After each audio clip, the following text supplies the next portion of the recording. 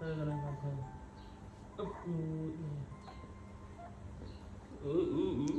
giúp không mỏi mình thôi chụp ảnh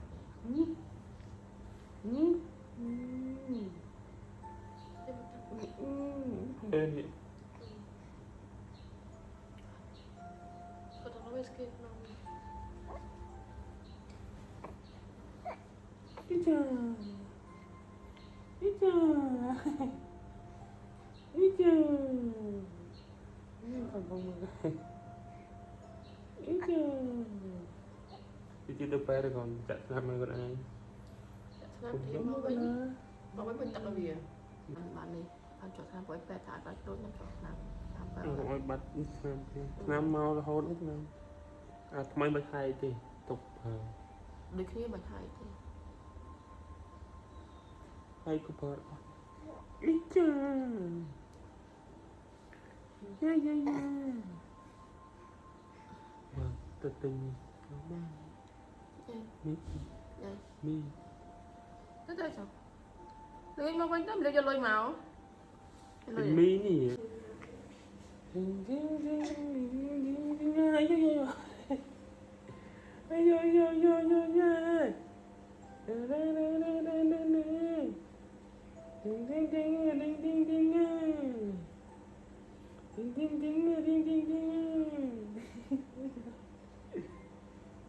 mấy cái đó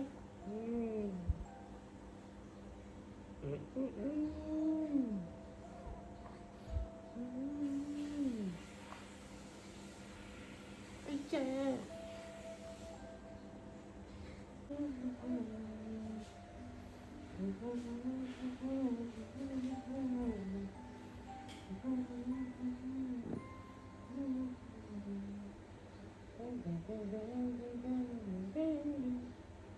chứ mình ta nói mình tao thấy chơi chặt năm mày con chặt năm rồi đó nè chặt năm rồi nè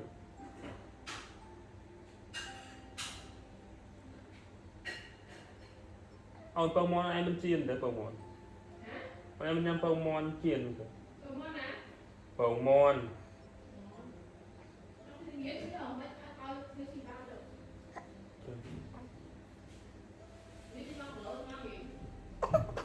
Iya, bang.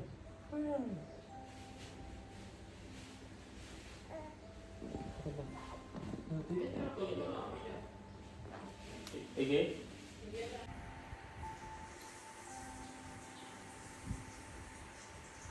Ở đây rồi ăn thịt ăn mau này.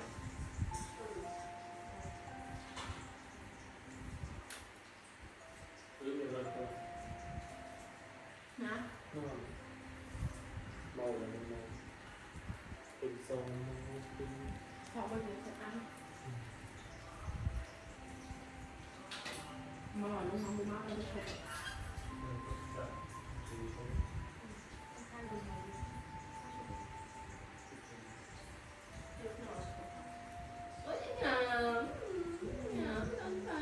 đây với cái nào đó đi với nè không có không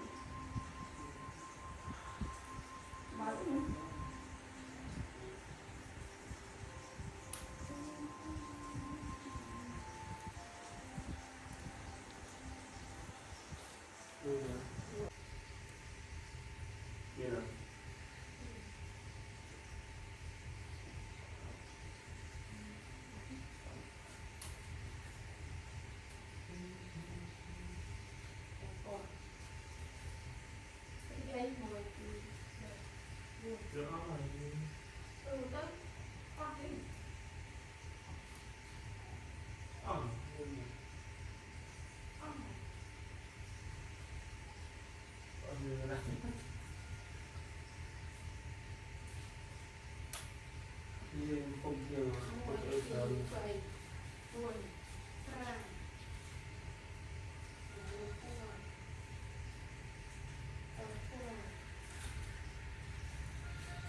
đây là đây cô đã làm đọc con phải đọc cô Lia ha thế không gì Lia có cái mền có luôn Lia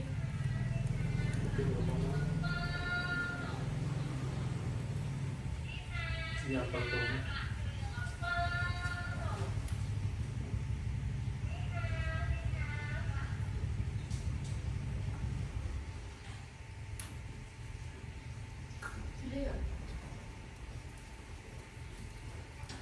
Bang, pato makapang.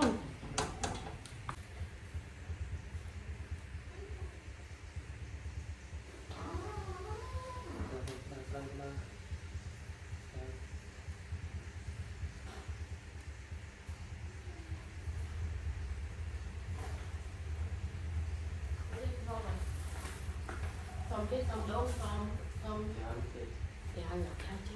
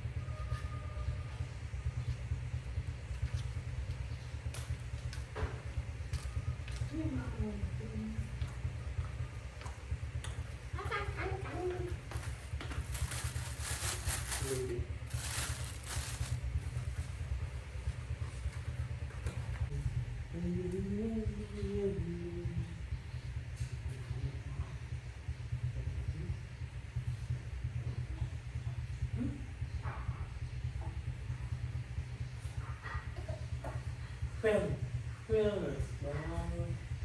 phèn.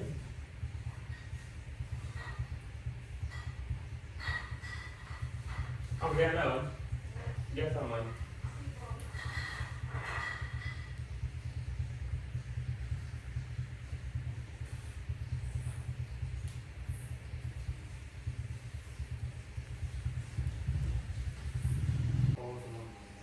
Được rồi.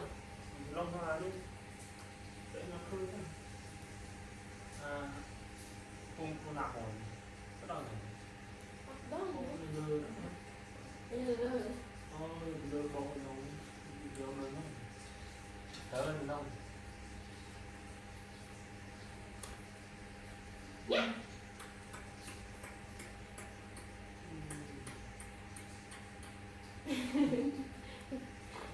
Bên một chắc mẹ thọ mẹ bàn một xã là tất cả ai còn năng Có không ạ? Mơ. Ăn lá thì lá.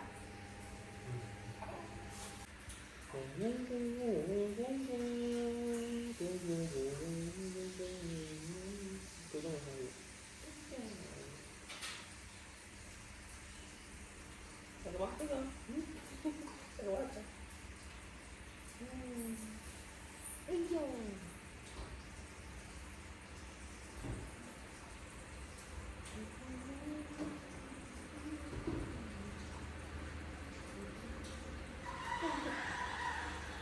Cái gân.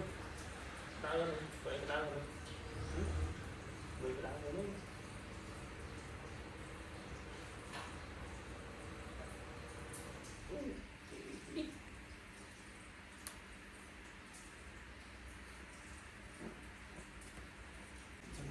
Đâu rồi nó?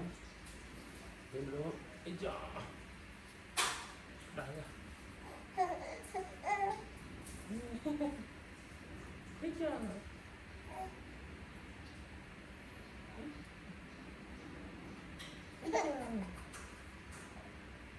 Thầy cần thầy à. Thầy bạn chưa dùng nâng à.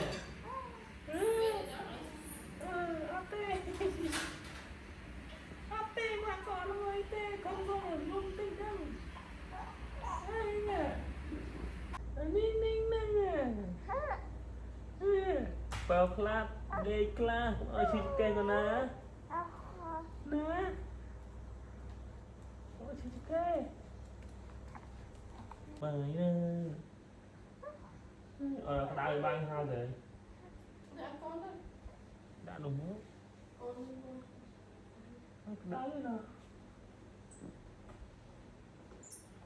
đấy rồi ấy này hả bạn ấy này hả bạn ấy này bạn ấy đấy hả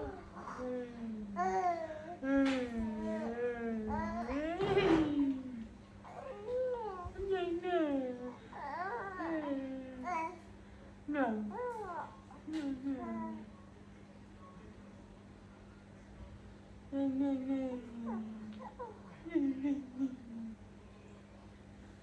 Ninh ninh ninh ninh à, ninh ninh ninh ninh ninh anh đổi chữ ấy thức thẹn tiền thứ chữ đặt chữ gì ở đây đặt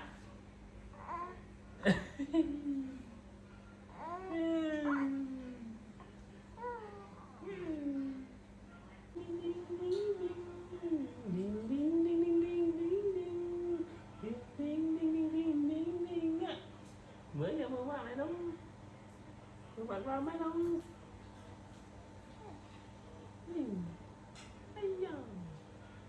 bôi lên tồn Con bọc rồi. giờ đi bôi Không quá rồi. vậy tôi tôi tha với bố Mở cái phòng.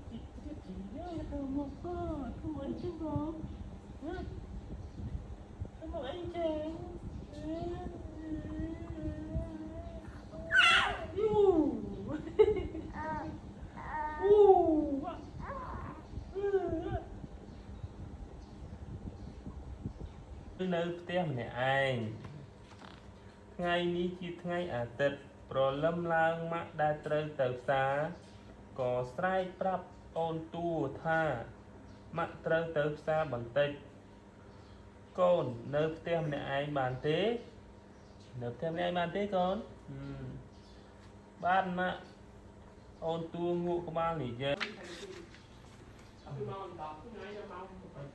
កូនត្រូវនៅផ្ទះនឹងមិនត្រូវបើកទ្វារឲ្យមនុស្សមិនស្គាល់ចូលមកផ្ទះយើងទេបើមានការអ្វីបន្ទាន់កូនត្រូវតែប្រញាប់ទូរស័ព្ទទៅរកម៉ាក់ឬទេឬទេកូនដាំផ្ញើរួចរាល់ម្ដាយរបស់អូនទួក៏ចេញទៅពីផ្ទះបន្ទាប់ពីឮសំឡេងទ្វារបិទភ្លាមអូនទួក៏ម្នីដាក់ប៊ិចចុះហើយប្រញាប់រត់ទៅបើកទូរទស្សន៍បន្ទាប់មកក៏រត់ទៅបើកទូទឹកកករកមើលចំណីសម្រាប់ញ៉ាំលេងណាកូនណាម៉ាក់នឹងមិនត្រឡប់មកវិញលឿនយ៉ាងនេះទេអូនទួរអ៊ូរទាំម្នាក់ឯងដើរទៅគូទ្វារហើយក៏ដាក់កៅអីឡើងជាន់តាមមើលតាមប្រឡោះភ្នែកឆ្មានៅលើទ្វារដែលទុកសម្រាប់មើលទៅខាងក្រៅក៏ឃើញមនុស្សម្នាក់ដែលមិនធ្លាប់ស្គាល់ពីមុនសោះនៅឈររេរានៅមុខផ្ទះពូម្នាក់នេះជានរណាអីចេះខ្ញុំមិនស្គាល់គាត់ពីមុនមកទេមកមកទៅក្រោយណោមកទៅក្រោយអត់ឃើញម៉ែទៅនោះអូមិនឡងនោះđây con ơi đây chứ con hả tao qua đây đây tao tại đây mà bông pì âm đây đó đâu phải này đây hả đây cái nữa đây con hả đây con nữa đây con nè đây con nè kìa đây sao nó đắng phá cây sốc rồi đó ấy nha đây con nè đi từ bê